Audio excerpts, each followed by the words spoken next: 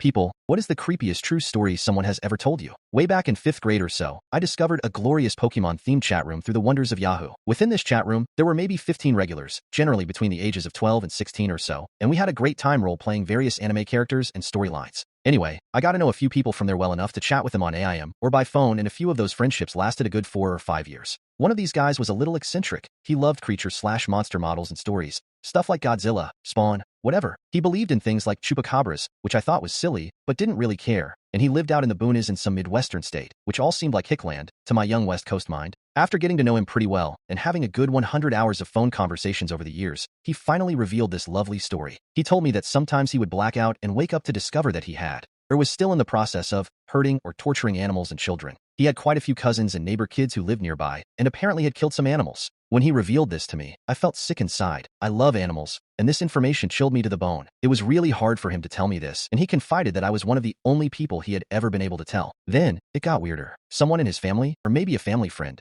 decided that he must be possessed by a demon, and that they had to perform an exorcism. They did it at night, of course, in a dark room lit by candles, and he tied to the bed because they didn't know how the demon would react. He was choking up as he described this part. I could hear his voice quivering because he was so emotional and terrified at this part of the story. He described a pretty creepy process, but the worst part was the end. He said they heard something hit the floor under the bed when the demon left his body, and then something scrabbled across the floor and out of the room in the darkness, leaving claw marks in the wood floor. He was totally and completely serious about this, and how it cured him and he didn't hurt things anymore. I, as any sane person would do, noped right the fuck out of that situation.